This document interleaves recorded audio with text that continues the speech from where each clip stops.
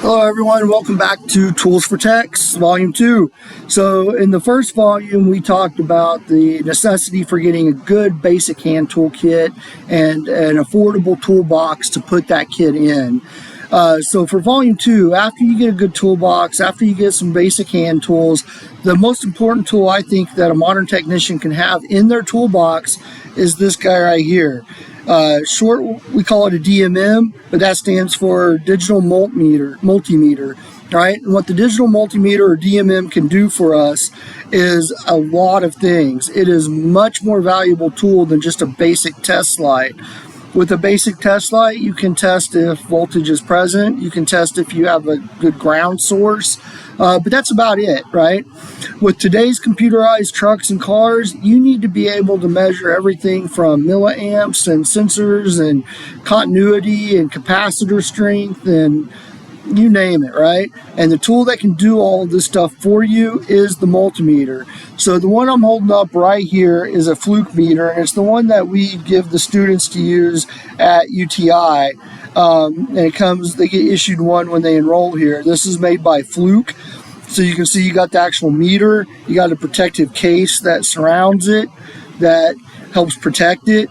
And just a quick Google search a few days ago, I was looking and good DMMs, well not good DMMs, but DMMs in general, the cheapest ones I was seeing was $50 to $85, and the most expensive one that immediately popped up was around $1,200. Do not go out and spend $1,200 on your very first DMM. You don't need to spend that much.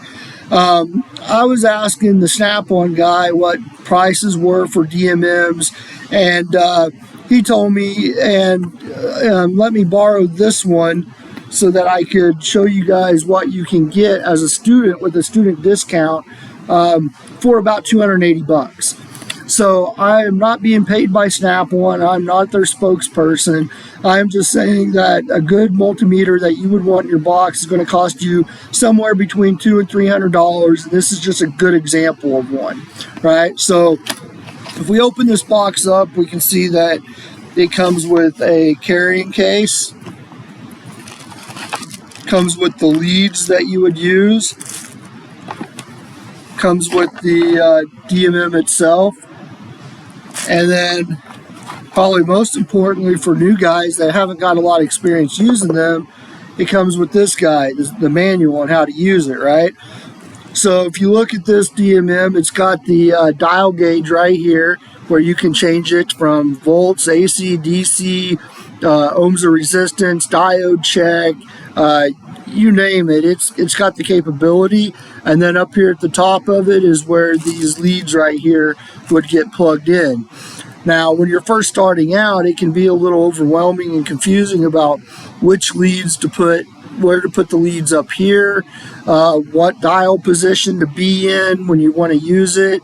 The best thing I can tell you is that if you buy a quality DMM, it is going to come with one of these, right?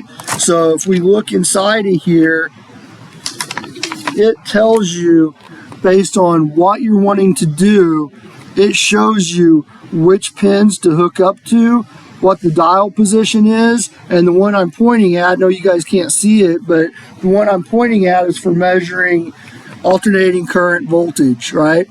So if you were trying to measure AC voltage at a point, it tells you right here exactly where to do it and how to get it done. And this book also tells you how to direct millivolts, direct current, millivolts alternating current, how to measure diodes, how to measure continuity, how to measure ohms of resistance. It walks you through how to do all of these things. The better prepared you are to use one of these, the more effective you are going to be in the field with modern cars and trucks. They are complicated electrical computers now on wheels. So understanding electrical, understanding how to use this tool, which is my beyond the basic tools, beyond the handset, the toolbox, this should be a good investment. Don't go cheap. If you buy a $50 one, you're going to get what you pay for. Don't go super expensive and buy a $1,200 one because you don't need anything that's going to be different from this $280 model right here, right? So whether you're going with Fluke, whether you go with Snap-on, $200 to $300 should buy you a reasonable, sturdy, quality multimeter to use. Please make this one of your first purchases, make it a good one, and then don't just have it sitting in your box because you're scared to use it. Get in the manual, learn how to use it, practice with it. It'll make you so much faster at diagnostics. It'll make you faster at electrical repairs, and it might even make you the go-to guy in your shop on those types of issues, which could make you a lot of money. So knowing how to properly use one of these, $280, it's going to pay for itself fairly quickly. So that's Tool for Beginners for today, Volume 2, Digital Multimeter. Thank you.